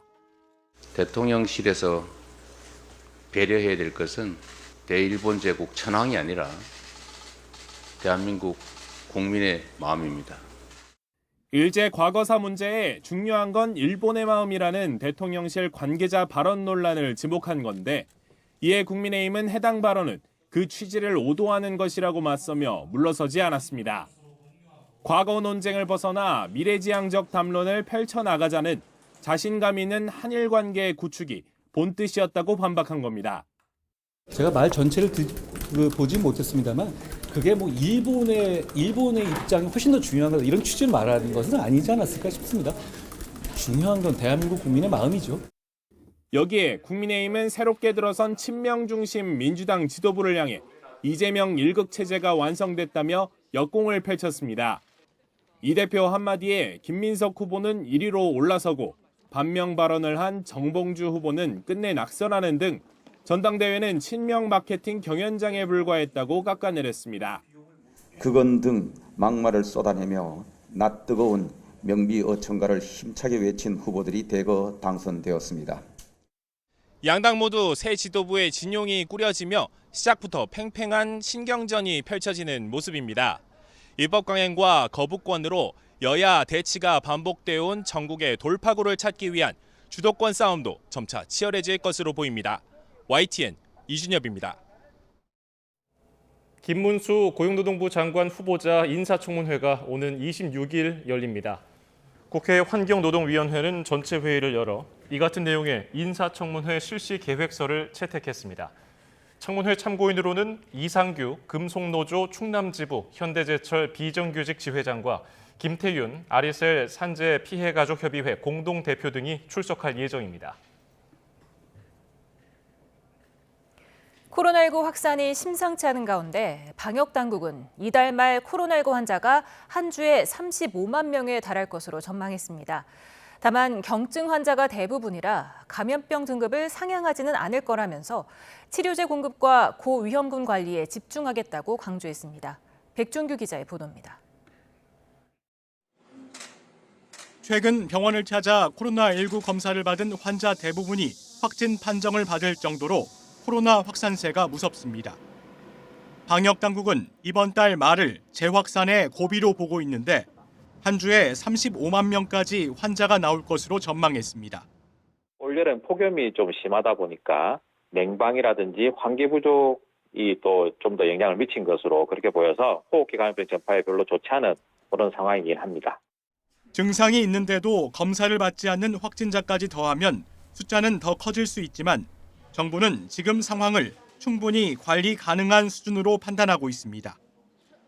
유행하는 KP3 변이 바이러스가 이전 오미크론과 차이가 없고 환자 대부분이 경증이라 감염병 등급을 상향하지 않고 환자 발생 추이를 지켜보겠다는 겁니다. 방역당국은 일단 요양병원 등 감염 취약시설에서 일주일 안에 2명 이상의 환자가 나오면 보건소에 신고하게 하는 등 고위험군 관리를 강화하겠다고 설명했습니다. 또 치료제와 진단키트 수요 예측에 실패해 품귀 현상이 벌어지고 있는 점을 인정하면서도 일시적 현상이라고 거듭 강조했습니다. 그러면서 코로나 먹는 치료제 26만 명분을 이번 달 말까지 차질 없이 도입하겠다면서 이번 주까지 6만 명분, 다음 주에는 14만 명분을 추가로 공급할 것이라고 덧붙였습니다. 오늘부터 담당 약국의 정기 공급 물량이 확대되고 있고요. 8월 말까지는 전국의 담당 약국에 여유 물량까지 충분히 공급할 것으로 그렇게 예상하고 있습니다. 추석 방역과 관련해선 환자 발생 추세 예측이 어려운 상황이라 상황을 지켜본 뒤 추석 일주일 전까지는 방역 지침을 발표하겠다고 밝혔습니다. YTN 백종규입니다. 대다수 전공의가 돌아오지 않는 상황에서 병원들은 병상을 줄이는 등 응급실 운영을 축소하고 있습니다. 그런데 응급실을 찾는 환자는 오히려 늘다 보니 오는 추석 연휴쯤이 고비가 될 수 있다는 분석입니다. 김주영 기자가 보도합니다. 최근 전국 상당수의 병원 응급실들은 전공의가 대거 빠진 여파에 시달리고 있습니다. 전문의들에게 오랜 시간 일이 몰리다 보니 피로도가 극심해졌고 결국 진료를 일시 중단하거나 축소하는 사태가 이어지는 겁니다. 병원들은 어쩔 수 없이 응급실 병상을 줄이는 지경에 이르렀습니다. 전국 응급의료기관 408곳 가운데 인력 부족 등을 이유로 응급실 병상을 축소한 기관이 올해 초와 비교해 4배나 늘었습니다. 반면 응급실을 찾는 사람들은 점점 늘고 있습니다. 전공의 집단 사직 다음 달이었던 지난 3월엔 응급실을 찾는 환자가 전국에서 46만 명이었지만 지난달엔 55만 명을 넘겼습니다. 시간이 지난다고 더 나아질 기미도 없습니다. 하반기 전공의 모집에 지원율이 극히 낮아 진행했던 추가 모집엔 고작 21명만 지원했습니다. 인력난은 계속될 수밖에 없는데 특히 일반적으로 응급 환자가 몰리는 추석 연휴가 고비가 될 수 있다는 우려가 나옵니다. 일단 정부는 응급실 인력을 확보하고 효율화하겠다며 큰 문제가 없을 거란 입장입니다. 아직 그 응급실의 이런 진료 상황이 크게 이제 부담이 크게 발생하는 상황은 아니라고 보고 있습니다만은 지속적으로 지자체와 관계 기관과 협력해서 응급실 진료 공백이 없도록 지속적으로 관리해 나갈 계획입니다. 하지만 남아있는 의료진의 과부하가 점점 심해지는 상황에서 의료 대란을 막을 현실적인 대책이 필요하다는 지적입니다. YTN 김주영입니다. 유네스코 세계문화유산 선릉 훼손 사건을 계기로 국가유산청이 궁궐과 조선왕릉 경비 체계를 강화하기로 했습니다. 국가유산청은 다음 달 선릉 외곽 담장 4곳에 동작 감시와 경고음 발송이 가능한 인공지능 CCTV를 추가로 설치하겠다고 밝혔습니다. 또 범죄 취약 시간대에는 조선왕릉 경내뿐 아니라 외곽 순찰을 병행하는 등 추가 피해가 없도록 노력하겠다고 말했습니다. 일면식도 없는 부산 돌려차기 사건의 피해자에게 반복적으로 협박성 메시지를 보낸 20대 남성에 대해 검찰이 징역 2년형을 구형했습니다. 검찰은 이와 함께 A씨에게 성폭력 치료 프로그램 이수, 신상정보 공개 고지, 관련 기관 취업 제한 5년을 명령해달라고도 재판부에 요청했습니다. A씨 측은 피해자가 피해를 당한 건 사실이라면서도 그 사실을 통해 불특정 다수의 남성이 피해를 봤다고 생각했기 때문에 메시지를 보냈다고 주장했습니다. 등굣길 여중생에게 둔기를 휘두른 남고생이 경찰에 붙잡혔습니다. 남학생은 여학생이 자신을 만나주지 않는다며 개학날을 기다렸다 범행을 저지른 것으로 조사됐습니다. 표정우 기자가 보도합니다. 한 남성이 교복을 입은 여학생을 쫓아가더니 둔기를 마구 휘두릅니다. 잠시 대치하는가 싶더니 또다시 달려들어 둔기를 휘두르고 자리를 피하는 여학생을 쫓아가며 폭행이 이어집니다. 너 죽일 거야. 너 죽여버릴 거야. 그 말을 계속 반복하더라고. 막 무차별이야. 그냥 막 이렇게 되는 대로 다. 경기 안산에 있는 중학교 근처에서 고등학생 A군이 여중생 B양을 상대로 범행을 저지른 건 아침 8시 20분쯤. 가해자는 등굣길 피해 여학생이 뒤를 밟다가 학교와 200m 정도 떨어진 곳에서 미리 준비한 둔기로 머리를 내리쳤습니다. 근처에 있던 시민에게 제압될 때까지 A군은 B양에게 둔기와 흉기를 수차례 휘둘렀습니다. 잡고 있는데 하는 소리가 사람 죽이는 게 쉽지 않구나. 저 직간에 제압이 되고 막 그러니까는 지 뜻대로 안 돼서 그런지. 현행범으로 체포된 A군의 가방에는 다른 흉기와 유서가 들어있었습니다. 유서에는 자신이 과거에 범행을 계획했다가 실패했다는 내용도 담겨 있었습니다. 지적장애가 있는 A군은 B양의 중학교 선배로 자신을 만나주지 않자 화가 나 범행을 저질렀다고 경찰에 진술했습니다. 앞서 지난 3월 B양의 아버지는 A군이 딸이 거부하는데도 계속 따라다닌다며 경찰에 신고했습니다. 6월에는 A군이 학교 상담 중 B양에게 위해를 가하고 극단적인 선택을 하겠다고 얘기해 경찰에 신고되기도 했습니다. 이때 A군은 정신병원에 입원했는데 본인이 퇴원 의사를 강하게 밝혀 지난달 26일 20여일 만에 퇴원했습니다. 경찰은 이후 A군 부모에게 전화하는 등 특이 동향 여부를 살폈지만 범행을 막을 수는 없었습니다. 피를 많이 흘린 채 병원으로 옮겨진 B양은 생명엔 지장이 없는 것으로 알려졌습니다. 경찰은 A군을 살인미수 혐의로 입건하고 구속영장을 신청했습니다. YTN 표정우입니다. 검찰이 2017년 일어난 포항 지진의 책임을 물어 7년 만에 지열발전 관계자 등 5명을 재판에 넘겼습니다. 규모 5.4 지진이 발생하기 7개월 전에 지진이 일어났는데도 관리와 분석을 제대로 하지 않았다고 판단했습니다. 이윤재 기자가 보도합니다. 2017년 11월 15일 포항은 물론이고 전국을 뒤흔든 규모 5.4의 지진과 이듬해 2월 발생한 규모 4.6의 여진. 정부 조사연구단은 포항 지진이 자연적으로 발생한 게 아니라고 판단했습니다. 지난 2010년 말 시작된 지열발전 연구 과정에서 땅속에 물을 주입하면서 생긴 자극이 일으킨 촉발 지진이라는 겁니다.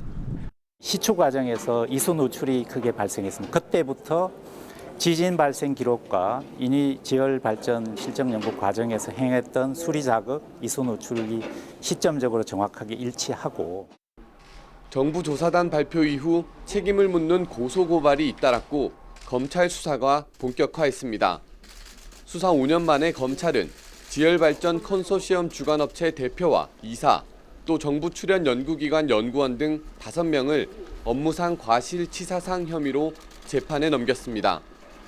규모 5.4의 본진보다 7개월 앞선 2017년 4월에 규모 3.1의 지진이 일어났는데 그에 대한 대응이 미흡했다는 겁니다. 검찰은 연구 책임자가 실시간으로 지열발전이 유발하는 지진을 관측하고 분석해야 하는데 지진계 유지나 관리, 분석을 소홀히 한 과실이 있다고 봤습니다. 다만 지열발전 관리감독기관인 산업통상자원부 담당자 등은 과실이 없다고 판단해 기소하지 않았습니다. 지역 시민단체는 촉발 지진 책임자는 솜방망이 기소하고 공직자는 처벌하지 않은 졸속 수사라고 비난했습니다. 지진 발생 7년 만에 사건을 넘겨받은 법원이 어떤 판결을 내릴지 향후 재판 과정에 관심이 쏠립니다. YTN 이윤재입니다.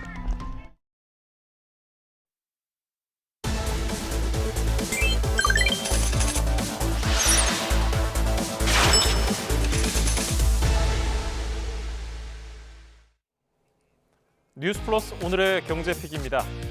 중고거래 해보신 적 있으십니까? 파는 사람은 안 쓰는 물건을 팔아서 돈을 벌고 사는 사람은 싸게 살 수 있어서 많은 분이 애용하죠. 국내 중고거래 시장은 15년 만에 7.5배 성장한 30조 원대로 추정됩니다. 그러면 어떤 플랫폼이 인기일까요? 현재 국내 중고거래 앱 이용자 수는 당근이 압도적인 1위를 차지하고 있습니다. 중고거래 1세대 역시 중고나라입니다. 2003년 네이버 카페에서 시작됐는데 게시판 글을 올리면서 물건을 사고 팔았죠. 그리고 2세대는 모바일 앱을 이용한 당근과 번개장터가 대표적입니다. 플랫폼 내에서 정보 공유는 물론 흥정까지 할 수 있다는 게 장점이죠. 최근 등장한 3세대 플랫폼은 패션 등 특정 분야에 집중한 게 특징입니다. 옷을 수거한 뒤에 세탁은 물론 제품 촬영과 정보 게재에다가 배송까지 번거로운 과정을 대행하는 서비스를 제공합니다. 중고거래 플랫폼이 전문 판매업자의 탈세 사각지대로 변질됐다는 지적이 나오면서 지난 5월 국세청이 이용자 500여 명에게 종합소득세를 신고하라는 안내문을 보냈는데요. 신고한 사람들을 분석해보니까 온라인 매출액이 평균 5천만 원에 육박했습니다. 예상대로 사업자들이었던 셈입니다. 이승은 기자입니다. 사업자는 중고거래 플랫폼을 이용했더라도 소득이 있으면 5월에 종합소득세를 신고 납부해야 합니다. 중고거래 플랫폼 이용자가 늘면서 국세청에서 종소세 신고 안내문을 받은 사람이 크게 늘었습니다. 국세청이 국민의힘 박성훈 의원실에 제출한 자료를 보면 올해 안내문을 받은 사람은 525명이었습니다. 이들의 중고거래 플랫폼을 포함한 온라인 매출은 228억 원으로 1인당 평균 4,343만 원이었습니다. 이들 가운데 중소세 신고자는 379명으로 총 매출액 177억 원, 1인당 평균 4,673만 원이었습니다. 특히 상위 10명은 1인당 평균 2억 2천만 원이 넘었습니다. 국세청은 미신고자 146명을 포함해 안내문을 받은 사람들을 대상으로 사후 검증과 분석에 들어갔습니다. 미신고자들의 연간 매출은 평균 3,500만 원 정도입니다. 일반적인 사람들은 사실은 저희가 안내문을 보내는 기준에 사실 해당하지 않습니다. 그게 굉장히 횟수도 굉장히 많고 금액도 굉장히 큰 부분에 대해서 하는데 지금 의원님 말씀하신 바 우려하시는 바를 생각해서 조금 더 그 한도를 조금 더 올리면 그러면 좀 소위 일반 우리 당 건너가 그런 안내문을 받는 그런 일은 많이 줄어들 수 있을 것 같습니다. 조금 개선해 보겠습니다. 국세청의 사업성 판단 기준은 단순한 거래 금액만이 아니고 횟수와 장소 등도 포함됩니다. YTN 이승은입니다. 국토교통부와 서울시가 88 주택공급 대책의 후속 조치 논의를 위해 협의회를 열었습니다. 오늘 회의에서는 신규 택지 확보를 위해 해제하는 그린벨트 선정 과정에서 양 기관이 긴밀히 협조하고 후보지 발표 이후에도 지구 지정과 지구 계획 승인 등 후속 절차를 신속하게 하기로 했습니다. 또 서울시내 37만 호 재건축, 재개발 속도를 높이기 위해 용적률을 높여도 임대주택의 비율을 완화하는 정비사업 보정기술을 다음 달부터 적용해서 사업성을 높이기로 했습니다. 올해 서울 부동산의 외지인 원정 투자 비중은 지난해보다 줄어들었지만 마포, 용산, 성동구, 이른바 마용성 지역 부동산의 외지인 투자 선호도는 높아진 것으로 나타났습니다. 부동산 플랫폼 직방이 등기 정보 광장에 주소지별 소유권 이전 등기 신청 매수인 현황을 분석한 결과 지난 1월부터 7월까지 서울 집합건물 매수자 가운데 서울 거주자 비중은 74%, 외지인 비중은 26%로 집계됐습니다. 지난해 같은 기간 28%보다 2%포인트 줄어든 규모인데 강남 3구의 외지인 매수 비중이 28%, 금천과 관악, 구로는 25%, 노원, 도봉, 강북은 21%를 기록했습니다. 전세 사기 여파로 지난해 전세 보증금 반환 보증보험 가입 규모가 역대 최대 수준을 기록한 것으로 나타났습니다. 보험료가 수십만 원에서 100만 원이 넘기도 하는데요. 경제정의실천시민연합은 그만큼 전세 제도에 대한 임차인의 불안감을 여실히 보여준다고 지적했습니다. 집주인이 집을 처분하더라도 세입자가 전세 보증금을 제대로 받지 못하는 경우 보증기관이 대신 보증금을 지급해주는 전세 보증. 보통 전세가율이 80%를 넘으면 깡통 전세로 분류합니다. 전세 사기로 세입자 피해가 컸던 연립 다세대 주택은 지역에 따라서 여전히 전세가율이 높아 걱정이 큰데요. 특히 피해가 컸던 서울 금천구와 강서구 빌라 전세가율이 80%를 웃돌았고요. 또 강원 춘천과 인천 미추홀은 90%를 넘기면서 전국에서 가장 높은 수준을 기록했습니다. 서울 내 주택 공급이 부족해지자 상대적으로 저렴한 빌라를 찾는 사람이 늘면서 일부 지역의 전세가율이 오른 것으로 분석되고 있습니다. 이런 가운데 전세 보증 사고 규모가 올해 들어서 지난달까지 3조 원을 넘어선 것으로 나타났습니다. 2월부터 4월 4개월 연속 감소를 하다가 지난달 다시 증가세로 돌아선 건데요. 최두희 기자가 보도합니다. 최근 전세 사기 피해자 단체가 사각지대 없는 전세 사기 특별법 개정이 필요하다면서 빠른 법 개정을 촉구한 가운데 중요한 것은 피해자 회복에 실질적인 도움이 될지, 사각지대는 없을지, 얼마나 빨리 시행할 수 있을지 세 가지입니다. 집주인이 전세 보증금을 제때 돌려주지 않으면서 발생한 전세 보증 사고 규모가 올해 들어서만 3조 원을 훌쩍 넘어섰습니다.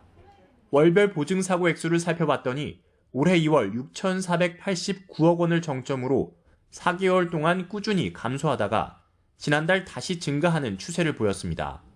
주택도시보증공사 허그는 지난달 보증 사고액이 늘어난 건 전셋값이 정점을 찍었던 지난 2022년 5월에서 7월 무렵 전세보증 가입이 늘었기 때문으로 분석했습니다. 지난달 대비 만기가 도래하는 전세보증 금액이 많아 7월 전세보증 사고 금액이 증가한 것으로 파악하고 있습니다. 이와 함께 세입자의 전세금 반환을 요청받은 허그가 올해 상반기 집주인 대신 임차인에게 내어준 이른바 대위 변제액도 지난해 같은 기간보다 46% 넘게 늘었습니다. 다만 허그는 전세 보증 사고율은 완만하게 낮아지고 있는 추세라고 설명했습니다. 이에 따라 보증 사고 액수도 오는 4분기부터 줄어들고 시차를 두고 대위 변제액 역시 차츰 감소할 것으로 내다봤습니다. 이런 가운데 여야는 오는 28일 열리는 본회의에서 전세 사기 특별법 개정안을 처리할 전망이어서 그 결과에 관심이 쏠리고 있습니다. YTN 최두입니다. 여름철 출하량 감소로 배추 소매 가격이 한 포기에 7,000원에 육박하는 것으로 나타났습니다. 한국농수산식품유통공사 자료를 보면 배추 소매 가격은 한 포기에 6,888원으로 조사됐습니다.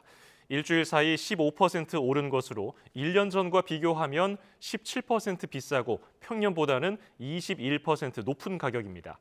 앞서 농림축산식품부는 비축 물량을 하루에 최대 400톤씩 방출하고 농가에 조기 출하를 지원으로 이달 하순 이후에는 가격이 안정될 것으로 보고 있지만 태풍 등 날씨에 따라서 수급 상황이 바뀔 가능성도 있습니다.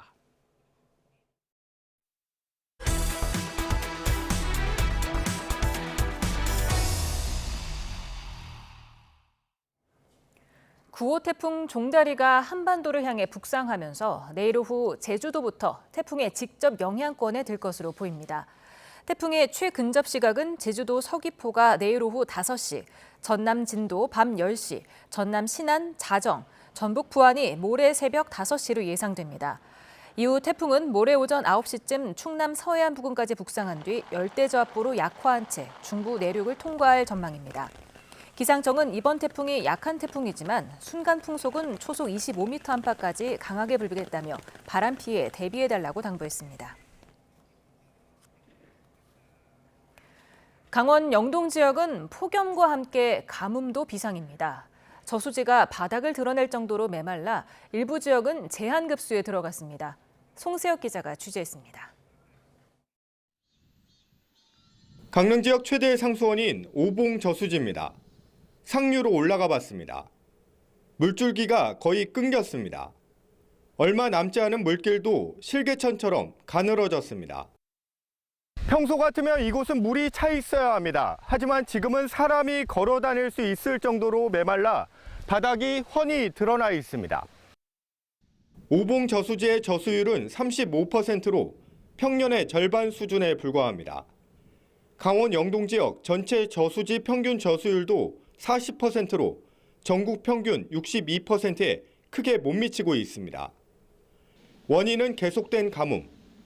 장마철 많은 비가 내린 다른 지역에 비해 강원 영동 지역은 최근 석 달간 강수량이 304mm로 평년의 절반에 그쳤습니다. 게다가 길어진 폭염에 휴가철까지 겹쳐 물 사용량도 늘어났습니다.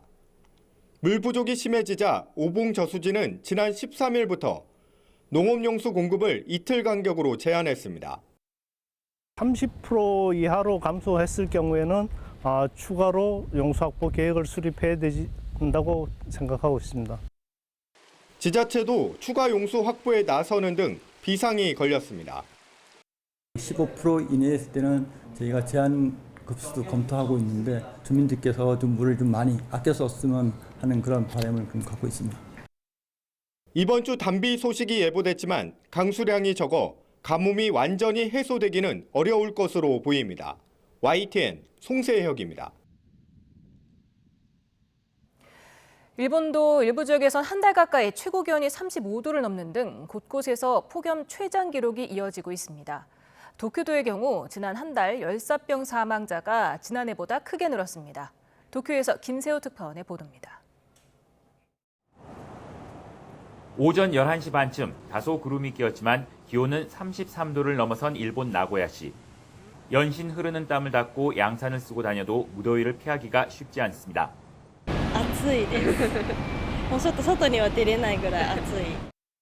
나고야시는 최고 기온이 35도 이상인 날이 25일 동안 이어져 역대 최장 폭염 기록을 경신했습니다.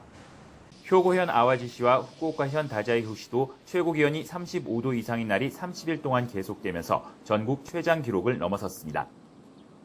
이 같은 더위는 노약자들의 건강을 크게 위협하고 있습니다. 지난 한 달 전국에서 열사병으로 병원에 후송된 사람은 매주 10,000명에 달했습니다. 도쿄 23구의 경우 7월 한 달 동안 열사병으로 123명이 숨졌는데 지난해 같은 달보다 22% 늘어난 수치입니다. 특히 무더위에 제대로 반응하기 어려운 노인들의 경우 집에서 생활하다 쓰러지는 사례가 대부분인 것으로 파악됐습니다. 帰ってきたらもう父親がもう気持ち悪いということで、緊急搬送をしたんですけども、もう要するに脱水症状だということでお医者さんに言われまして。 또 최근 잇따른 태풍의 영향으로 습도가 높아져 땀이 잘 마르지 않아 몸에 열이 그대로 남는 경우가 많습니다. 이 때문에 햇볕이 강하지 않더라도 열사병 위험은 여전히 많다고 전문가들은 경고합니다. 도쿄에서 YTN 김세호입니다. 파리올림픽에서 세계적인 관심을 불러일으킨 사격 은메달리스트 김예지 선수가 명품 브랜드 루이비통의 화보 모델로 발탁됐습니다. 김예지의 글로벌 매니지먼트 서비스를 제공하기로 계약한 풀필 측은 김예지 선수가 이번 주 루이비통의 화보를 찍는 등 20개에 이르는 광고 촬영을 소화할 예정이라고 밝혔습니다. 안세영 선수가 폭로한 배드민턴 협회 선수 관리에 대해서 정식 조사를 벌이는 문화체육관광부가 낡은 관습을 없앨 방안 마련에 고심하고 있습니다.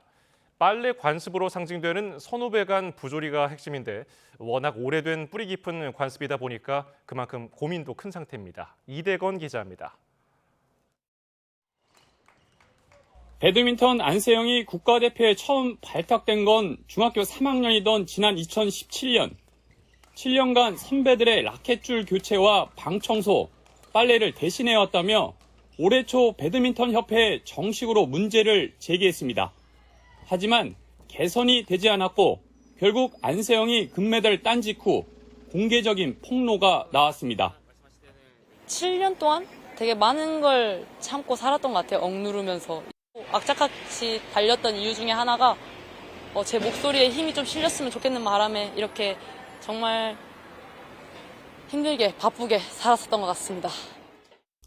오래된 관습이기 때문에 당장 해결할 수 없다는 게 올림픽 전 대표팀의 입장인 것으로 알려졌습니다. 안세영에게 빨래를 시킨 선배 선수들도 과거에 그렇게 해왔다는 논리로 전형적인 옛 군대 문화입니다. 결국 강한 훈련과 상명하복의 군대 문화가 올림픽 메달을 만든다는 우리 스포츠계의 잘못된 문화가 근본적인 문제입니다. 선수촌이란 폐쇄적인 공간에서의 교육 방식이 대표적입니다. 이런 담론과 방식은 미국 등 선진국에선 이미 1990년대 이후 버려진 상태입니다. 그 자리를 합리적이고 체계적인 교육과정과 심리 분석이 대신했습니다. 이런데도 이기흥 대한체육회장은 올림픽을 앞둔 지난 겨울 해병대 훈련을 추진하면서 군인다운 강한 정신력을 강조했습니다. 훈련이라고 하기보다는 다가오는 파리 올림픽에 우리 선수들의 결의를 다지는 그런 계기를 마련하고자 준비를 했습니다. 올림픽을 마친 뒤에도 해병대 입소 훈련의 결과물이라고 자화자찬해 논란을 또 키웠습니다.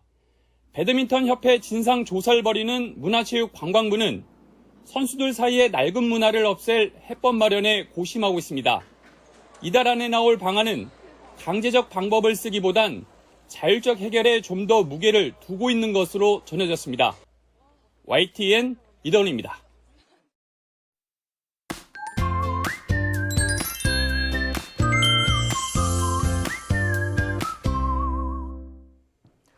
오늘 새벽 17호 열대 저압부가 9호 태풍 종다리로 발달했습니다. 올해 우리나라에 직접적인 영향을 주는 첫 번째 태풍이 될 것으로 보이는데요. 네, 그런데 열대 저압부와 태풍의 차이 혹시 아시나요? 네, 바로 중심 최대 풍속으로 구분을 하는 건데요. 풍속이 초속 17m가 되기 전까지는 열대 저압부, 초속 17m가 됐을 때부터는 태풍으로 구분합니다. 즉 열대 저압부일 때보다 세력이 더 강해졌다고 볼 수 있죠. 네, 그렇기 때문에 더욱 주의가 필요한데요. 현재 북상하고 있는 태풍의 진로는 어떨지 살펴볼까요? 네, 태풍 종다리는 내일 오후 제주도 서쪽 해상을 지나겠고 내일 밤 서해상으로 진입할 것으로 예상되고 있습니다. 네, 이후 점차 열대저압부로 약화한 뒤 중부 내륙으로 유입될 가능성이 있는데요. 이에 따라 제주도와 남해안은 내일 새벽부터 비가 오겠고 모레는 전국으로 비가 확대되겠습니다. 모레까지 제주도와 남해안에는 100mm 이상의 많은 비와 함께 바람도 매우 강하게 불 것으로 보입니다. 특히 태풍이 근접하는 제주도와 남해안에서는 시간당 최고 50mm의 호우가 쏟아지는 곳도 있겠습니다. 전국적인 비에도 더위는 식지 못하겠습니다. 오히려 태풍이 몰고 오는 덥고 습한 공기로 열대야와 폭염이 계속되겠는데요. 서울에서는 오늘 밤 사이에도 열대야가 이어지며 30일 연속 열대야라는 신기록을 다시 세울 전망입니다. 지금까지 날씨 캔버스의 김수연, 고은재였습니다. 뉴스 플러스를 마칩니다. 시청해주신 여러분 고맙습니다.